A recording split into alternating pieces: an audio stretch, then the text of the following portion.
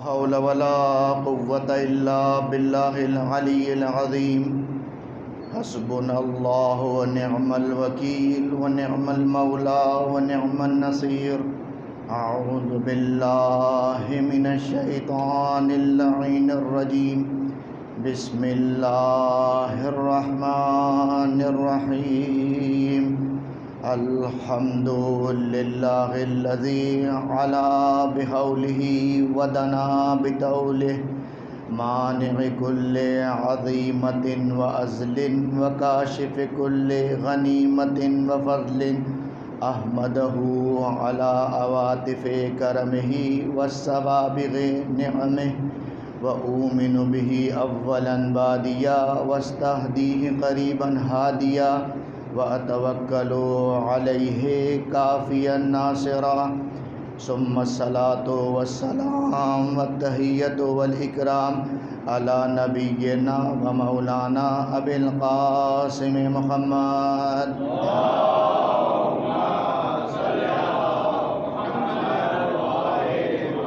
وآله الطيبين الطاهرين المعصومين المظلومين المنتجبين الميامين الذين أذهب الله عنهم الرجس وطهرهم تطهيرا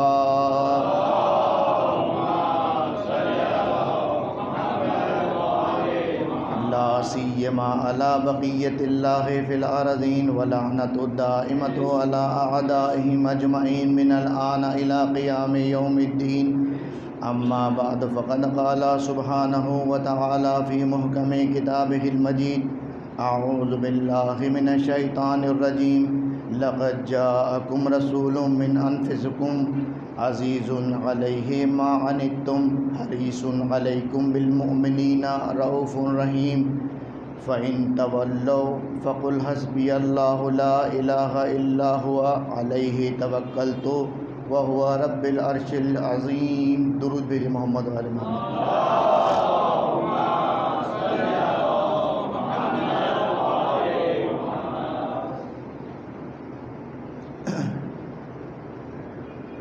شب شہادت ختم مرتبت اور سبت اکبر امام حسن اشتبا نزدیک ہے، اور قبلہ اسد صاحب اور ان کے ساتھیوں نے بہترین رسول خدا کا مرثیہ پڑھا۔ عام طور پر ایسا نہیں ہوتا، تاریخ کی مناسبت سے نوحہ مرثیہ بہت کم پڑھا جاتا ہے۔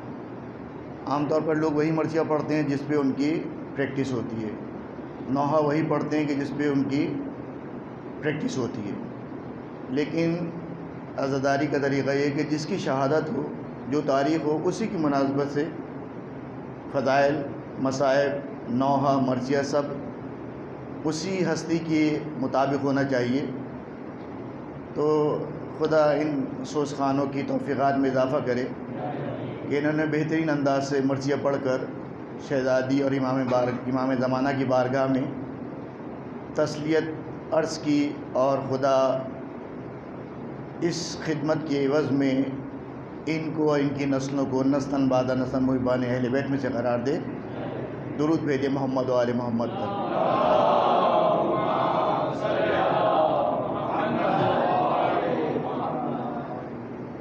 جب بھی کوئی انسان دنیا میں آتا ہے تو کچھ فضیلتیں وہ اپنے ساتھ بائی برتھ لے کے آتا ہے، اور کچھ فضیلتیں ایسی ہوتی ہیں کہ جو آنے کے بعد وہ کسب کرتا ہے، محنت کرتا ہے، اس ٹارگٹ تک پہنچ جاتا ہے۔ جو چیزیں انسان اپنے ساتھ لے کے آتا ہے جس میں اس کا کوئی اب کمال نہیں ہوتا، جتنے بھی انسان ہیں سب، مثلا آپ چھوٹی سی مثال لے لیں، جتنے بھی سید ہیں، سید پیدا ہوئے، اس میں ان کا تو کوئی کمال نہیں۔ اللہ نے ان کو سیدوں کے گھر میں پیدا کیا، یہ فضیلت ان کو مل گئی کہ وہ آل رسول ہو گئے۔ لیکن اگر یہی سید نمازی ہو جائے تو یہ وہ فضیلت، نماز کی وہ فضیلت نہیں ہے کہ جو اللہ نے اس کو دی تھی، یہ اس نے آ کے خود اپنے آپ کو نمازی بنایا۔ اگر یہ سید اپنے آپ کو جھوٹ سے روک رہا ہے تو یہ وہ فضیلت نہیں ہے سید ہونے کی طرح کہ پیدا ہوئے سید ہو گئے، نہیں، اس نے محنت کی نمازی ہو گیا، محنت کی جھوٹ سے بچ گیا، محنت کی حرام سے بچ گیا۔ اسی طرح پیغمبر ختم مرتبہ صلی اللہ علیہ وآلہ وسلم بھی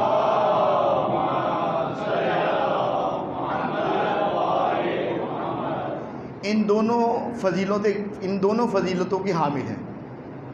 یعنی کچھ فضیلتیں رسول خدا کی وہ ہیں کہ جو اللہ نے ان کو دی، اور کچھ فضیلتیں ایسی ہیں، اچھا اب کوئی کہے گا کہ ساری فضیلتیں اللہ کی دی ہوتی ہیں، وہ تو ہے ہی ایسا کہ پتہ بھی بغیر خدا کی مرضی کے نہیں ہلتا۔ اگر یہی ہے تو پھر گناہ پہ عذاب کیوں مل رہا ہے؟ اس کا مطلب ہے کوئی چیز ہمارے اختیار میں بھی ہے۔ کچھ چیزیں ایسی کہ جو انسان کے اختیار میں نہیں ہیں، کچھ چیزیں ایسی کہ جو انسان کے اختیار میں ہیں۔ جو اختیار میں نہیں ہے اس کے اوپر خدا عذاب نہیں دے گا، جو اختیار میں ہے اس پہ خدا عذاب دے گا۔ نماز پڑھ سکتے تھے، نماز کیوں نہیں پڑھی؟ عذاب ملے گا۔ جھوٹ سے بچ سکتے تھے، جھوٹ سے کیوں نہیں بچے؟ عذاب ملے گا۔ لیکن جو چیز تمہارے اختیار میں نہیں ہے، خدا روز قیامت اس کا مواخذہ نہیں کرے گا۔ تو اب جو میں نے کہا کہ جس طرح ہر انسان دنیا میں آتا ہے کچھ فضیلتیں اپنے ساتھ لے کے آتا ہے، اور کچھ فضیلتیں وہ خود حاصل کرتا ہے۔ ختم مرتبہ محمد مصطفیٰ صلی اللہ علیہ وآلہ وسلم بھی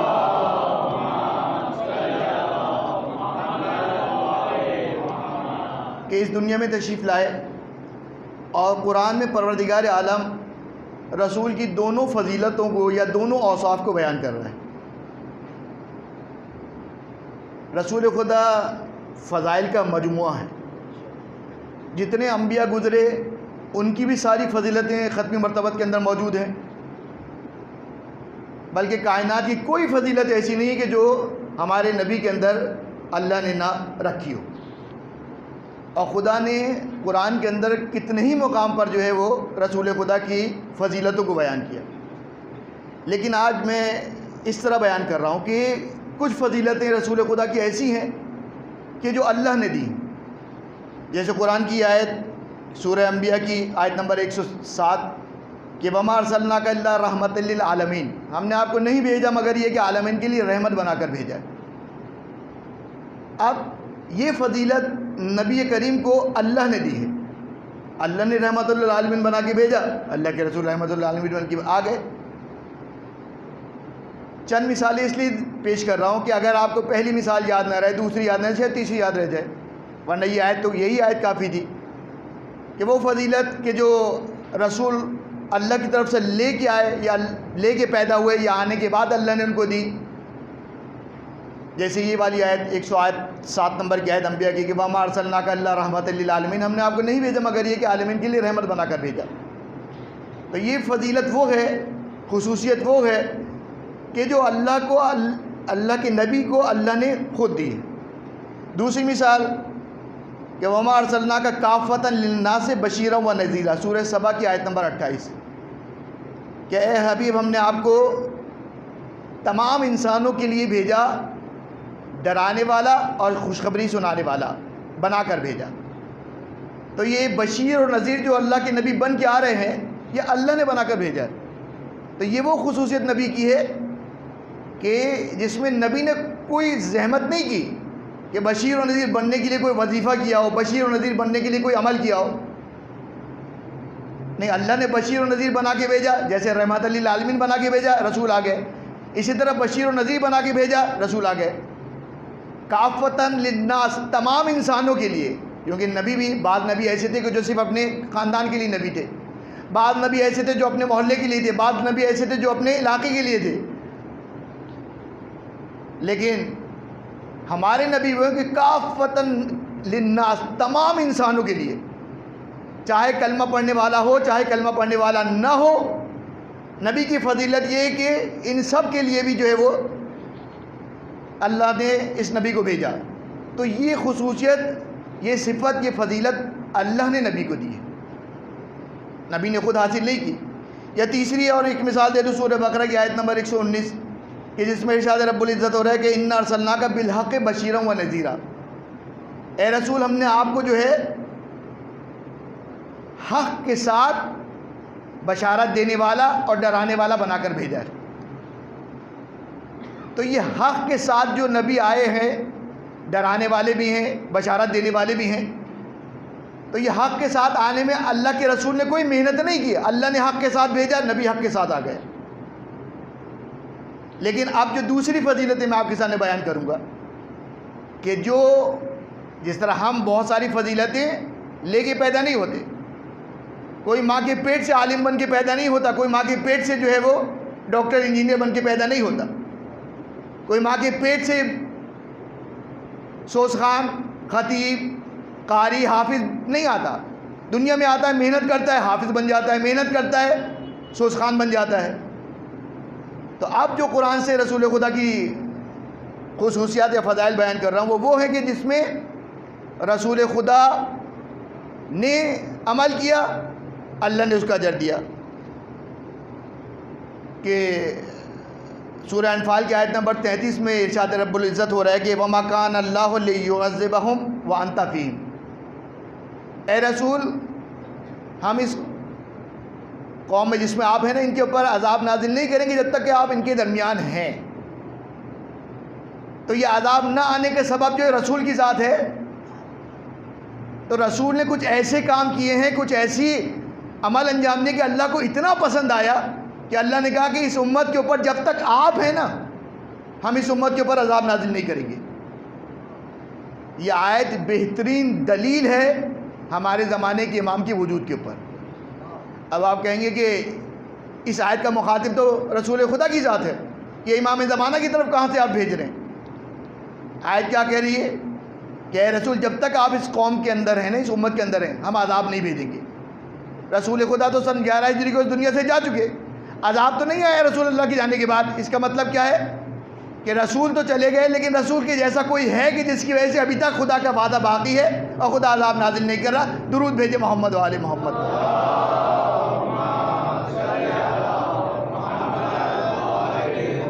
اور دوسری خصوصیت ابھی شروع کی 3 آیتیں جو پڑھی تھی وہ تھی نا کہ جو اللہ نے دی رسول لے کے آ گئے۔ اس فضیلت کی رسول نے کوئی محنت نہیں کی، کوئی وظیفہ نہیں کیا، اللہ نے عالمین کی رحمت بنا کے بھیجا، رسول آ گئے۔ لیکن اب جو دوسری بحث شروع ہو رہی ہے کہ جس میں رسول خدا نے کچھ کیا جس کے بعد اللہ نے ان کو یہ اجر دیا۔ پہلی آیت مثال کے طور پہ جو میں نے آپ کے سامنے پیش کی سورہ بقرہ کی آیت نمبر، سورہ انفال کی آیت نمبر 133 کہ اگر آپ اس امت میں نہ ہوتے تو ہم عذاب نازل کر دیتے۔ دوسری آیت مثال شاید مثال کے طور پہ آل عمران کی آیت نمبر 159 کہ جس میں پروردگار عالم ارشاد فرما رہا ہے کہ لو كنت فظا غلیظ القلب لانفضوا من حولک، اے رسول اگر آپ نرم دل نہ ہوتے، آپ کا اخلاق اچھا نہ ہوتا تو یہ عرب آپ کے گرد کبھی جمع نہ ہوتے۔ یہ اخلاق کا اچھا ہونا بائی برتھ نہیں ہوتا، یہ اخلاق کا اچھا ہونا اللہ کی طرف سے نہیں کہ اللہ نے مجھے با اخلاق پیدا کیا میں با اخلاق پیدا ہو گیا، نہیں، یہ وہ صفت ہے کہ جو انسان کوشش کر کے اپنی نفسانی خواہشات کو مار کے با اخلاق بن سکتا ہے، انسان غریبوں کی مدد کر کے نرم دل بن سکتا ہے۔ تو قرآن مجموعہ ہے رسول خدا کے صفات کو پروردگار عالم نے کثرت سے بیان کیا، اور دونوں صفات بیان کی، وہ بھی صفات بیان کی کہ جو اللہ نے خود دی تھی، اور وہ بھی فضائل اور اوصاف کو اللہ نے شمار کی آیتوں میں کہ جو رسول خدا نے خود حاصل کیے۔ جب رسول خدا اخلاق کا مجموعہ ہے اور ہر اچھائی، ہر اچھی صفت رسول خدا کے اندر پروردگار عالم نے دی ہے، چاہے اخلاق ہو، چاہے شجاعت ہو، چاہے رحم دلی ہو، چاہے انفاق ہو، یعنی کوئی بھی ایسی صفت اچھی صفت ہے، اچھی صفت نہیں ہوگی کہ جو ایک عام آدمی کے اندر ہو لیکن رسول خدا کے اندر نہیں ہو، ایسا ہو ہی نہیں سکتا۔ تو جب رسول خدا صفاتوں کا مجموعہ ہے اور اتنی اعلیٰ صفات کے مالک ہیں تو پروردگار عالم کہہ رہے ہیں کہ وَمَا آتَاكُمُ الرَّسُولُ فَخُذُوهُ وَمَا نَهَاكُمْ عَنْهُ فَانْتَهُوا، کہ جو تمہیں اللہ کا رسول دے دے، سورہ حشر کی آیت نمبر 7 ہے کہ جو اللہ کا رسول تمہیں دے دے وہ لے لو، اور جس سے روک دے اس سے رک جاؤ۔ آج اگر مسلمان ائمہ کو تو چھوڑیں، خالی رسول کو ہی صحیح طرح سمجھ لیتے، رسول اللہ کی باتوں پہ صحیح طرح عمل کر لیتے، تو آج اسلام کی یہ حالت نہ ہوتی کہ جو آپ کو نظر آ رہا ہے۔ اب تو کچھ دن بعد اب تو یہ بھی ڈر لگنے لگا ہے جب سے میں نے یہ خبر سنی ہے. یہ پتہ چلا شادی کر کے لائے داماد کو لے کے آئے, 5 سال کے بعد وہی آپ کی بیٹی کی نند بن گیا. اب یہ تو مصیبت آ گئی نا. نہیں پتہ یہ سارے مولوی کہاں مر گئے, سارے احتجاج کرنے والے کہاں مر گئے. اسلامی ملک کی اسمبلی کے اندر بل پاس ہو رہا ہے اور سوائے ایک کے باقی سارے کے سارے خاموش. جب عذاب خدا آتا ہے نا, وہ لوگ کہ جو خاموش رہ گئے نا ان پہ بھی آتا ہے. اب آپ کہیں گے مولانا یہ آپ ہمیں کیوں سنا رہے ہیں؟ ہم تو نہ اسمبلی کے ممبر ہیں, نہ ہمارے پاس کوئی پوسٹ ہے, نہ کچھ. ہماری آواز ایسی ہے کہ جو کہیں تو دوسروں تک پہنچ جائے گی آواز. امام حسن عسکری علیہ الصلوۃ والسلام کی خدمت میں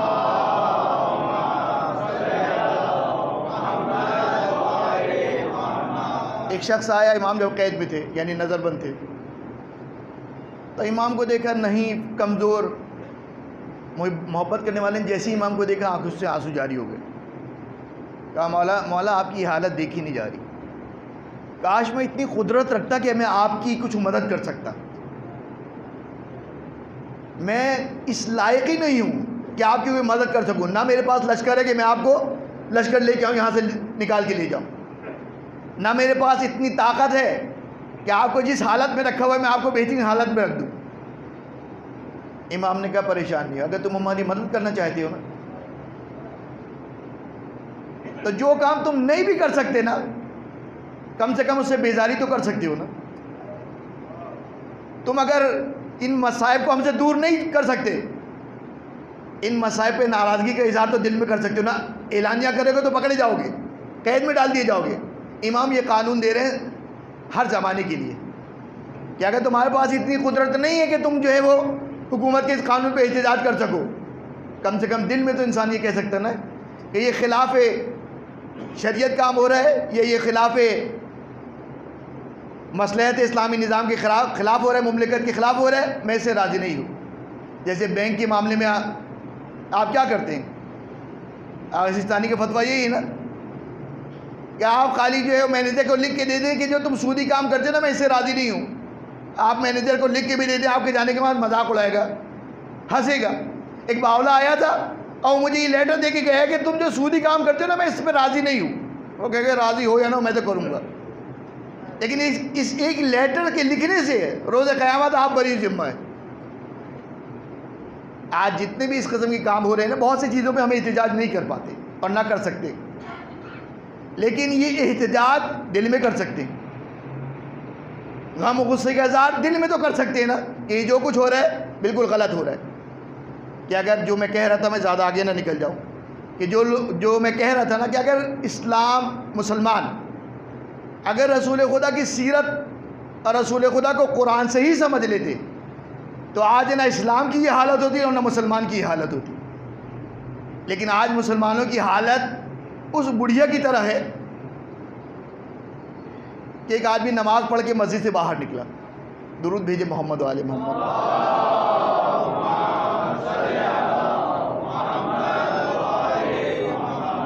مسجد سے نماز پڑھ کے باہر نکلا, دیکھا ایک بڑھیا ایک ضعیفہ جو ہے وہ بھیک مانگ رہی. اس کو بڑا ترس آیا,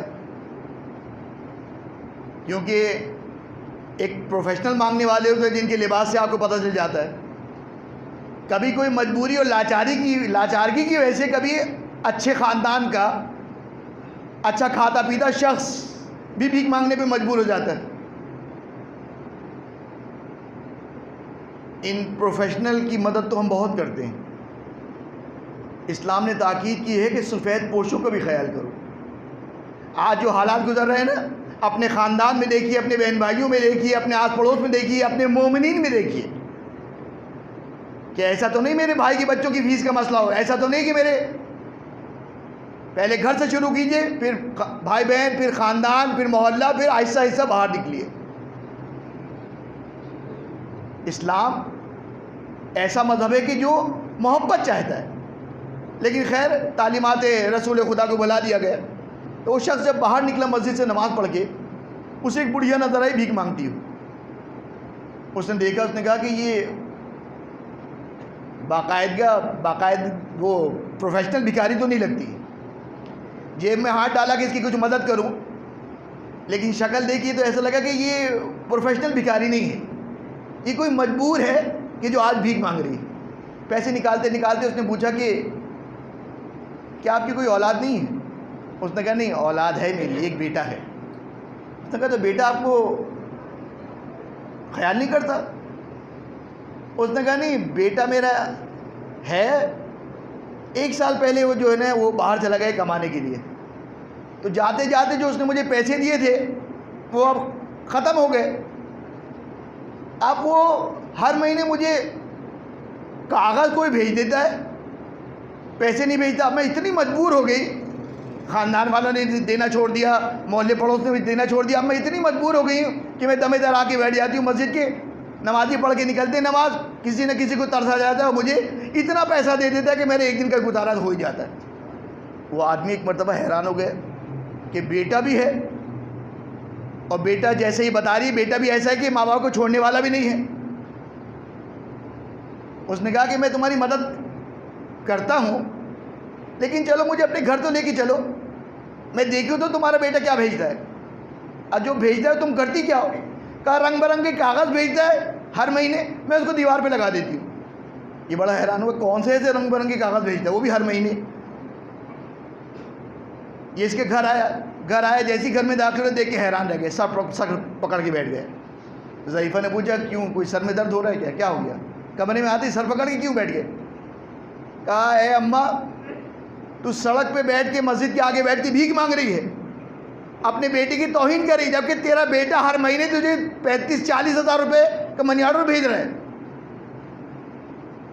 اور تو اس کو جو ہے دیوار پہ لگا دیتی ہے اور کہہ رہی ہے کہ مہینے کا پیسہ دے کے کیا تھا، اس کے بعد ختم ہو گیا، میں بھیک مانگ رہی ہوں۔ آج ہماری مثال بھی، امت مسلمہ کی مثال بھی اسی بڑھیا کی طرح ہے کہ قرآن صفات رسول سے بھرا ہوا، احادیث رسول بھری ہوئی ہے، لیکن آج دنیا کی بدترین قوم اگر کوئی ہے تو مسلمان ہے۔ عیسائی اپنے عیسائی ہونے پہ سینہ ٹھوک کے کہتا ہے میں کہ جیزس کرائسٹ کا ماننے والا ہوں، میں عیسیٰ مسیح کا ماننے والا ہوں۔ یہودی اپنی یہودیت پہ خوش ہے، جہاں انسان رہتا ہے نا اس کے ماحول سے متاثر ہو جاتا ہے۔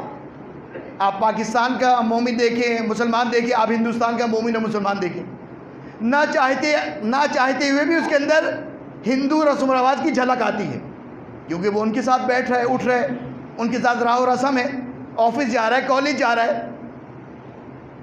لیکن ہمارے ملک میں جو عیسائی رہ رہے ہیں نا، اتنے عرصے سے ہمارے ساتھ رہ رہے ہیں، لیکن آج وہ عیسائی اپنے کلچر کے اوپر باقی ہے، اسلام کی اس کے اندر کوئی بات نہیں۔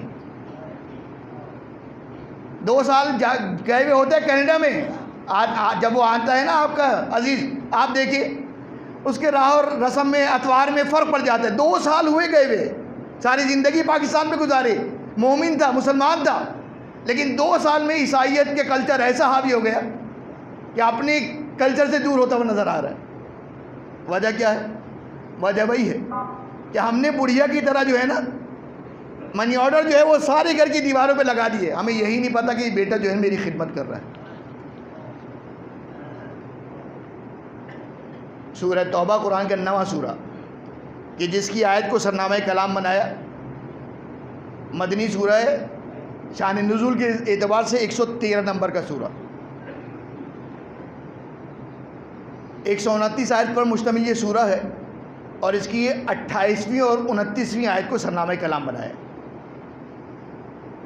اس آیت کے اندر پروردگار عالم رسول کی خصوصیت کو بیان کر رہا ہے۔ وہ تو میں نے شروع میں بھی 2 بیان کی، اس سے پہلے جو اللہ نے دی تھی وہ 3 بیان کی، لیکن یہ رسول کی خصوصیت بیان کر رہا ہے، یعنی بائی برتھ رسول لے کے نہیں آیا، وہ خصوصیت کو بیان کر رہا ہے۔ کیا کہہ رہا ہے اللہ پروردگار عالم کہ وما آتاکم الرسول، درود بھیجیے محمد و آل محمد۔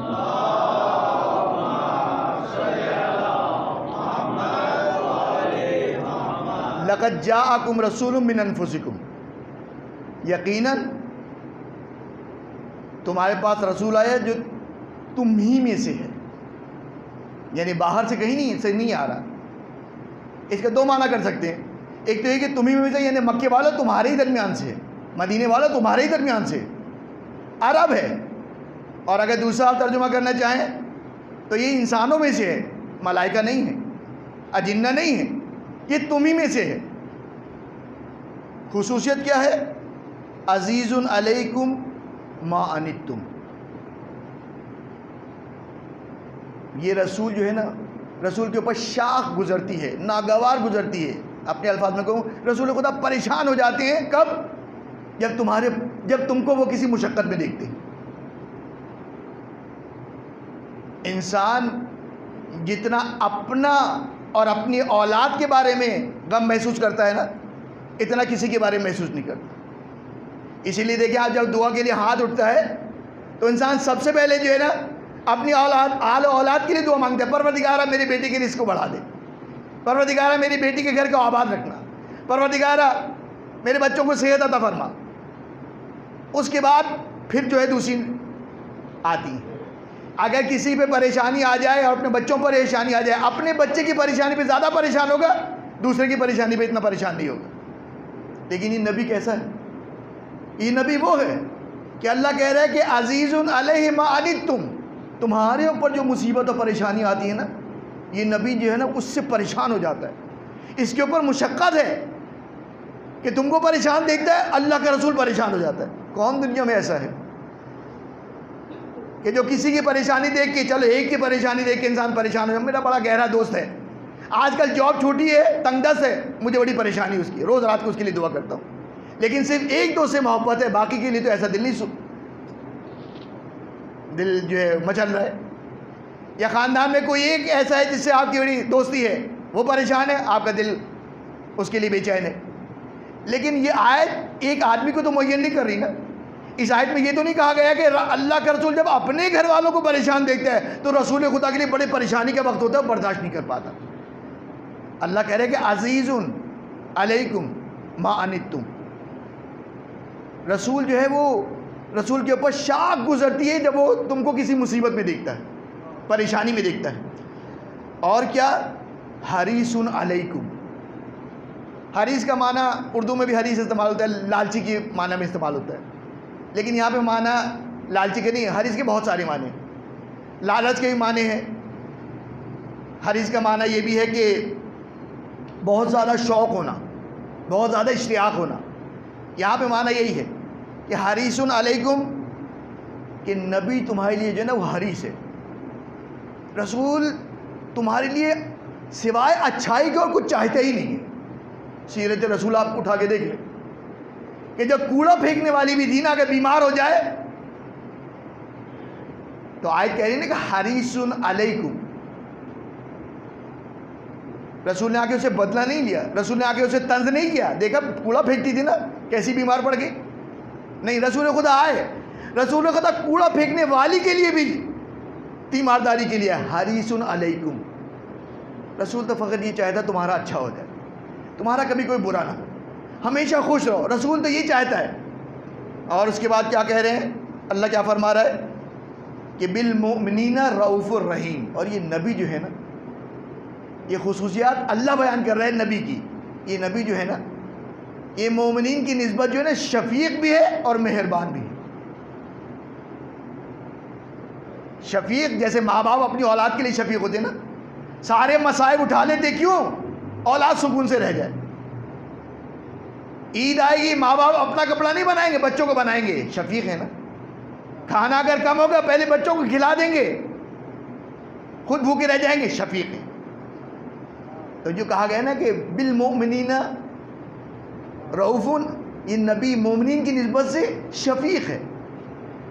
یعنی اپنی پریشانی کو نہیں دیکھتا, تمہاری پریشانی کو دیکھتا. اور کیا بتایا اللہ نے کیا کہا کہ رحیم.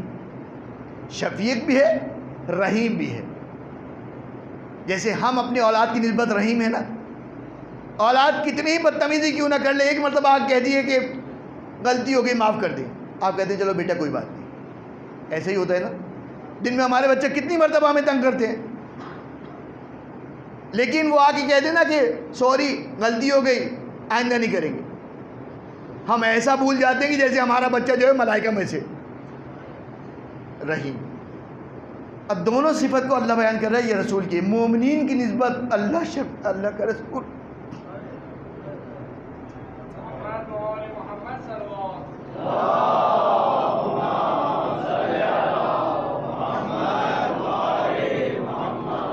مومنین کی نسبت اللہ کا رسول جو ہے وہ شفیق بھی ہے اور رحیم بھی ہے.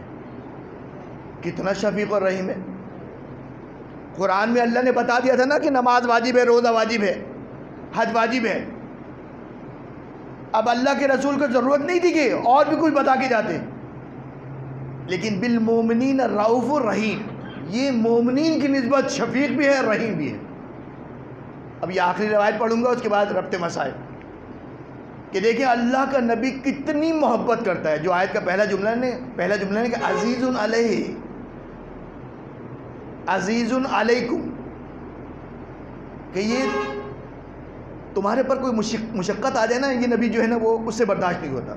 حریص علیکم، اور تمہارے لیے جو نا یہ حریص ہے. یہ نہیں چاہتا کہ میرے مومن کو، میرے بندے کو، میرے ماننے والے کو کوئی نقصان ہو، چاہے جانی ہو، چاہے مالی ہو، چاہے جسمانی ہو، چاہے روحانی ہو. جب اللہ نے سارے واجبات بتا دیے تھے، اللہ نے سارے محرمات بتا دیے تھے، اب اللہ کے نبی کو ضرورت نہیں تھی کوئی آ کے چیز بتائے. لیکن اللہ کا نبی جو ہے نا رؤوف الرحیم ہے. وہ چاہتا ہے کہ تم کسی طرح جو ہے نا نقصان نہ اٹھانے پاؤ. آج کوئی مسلمان ایسا نہیں کہ جو پریشان نہ ہو، کوئی مسلمان ایسا نہیں کہ جو مومن ہو یا مسلمان ہو پریشان نہ ہو. پریشانی کی وجہ کیا ہے؟ وجہ وہی ہے کہ جو اللہ کے رسول بتا رہے ہیں. یہ دیکھیں یہ آیات، یہ روایات سننے کا فائدہ ہے، لیکن عمل کرنے کا فائدہ اس سے زیادہ ہے. کہ جو روایات پڑھی جاتی ہے اس کو خالی فارورڈ نہیں کرنا چاہیے کہ میسیج آیا آگے فارورڈ کر دیا. پڑھو تو دیکھو تمہارے اندر ہے یا نہیں ہے. اللہ کے رسول نے اپنے اصحاب، اللہ کے رسول کے اصحاب بیٹھے ہوئے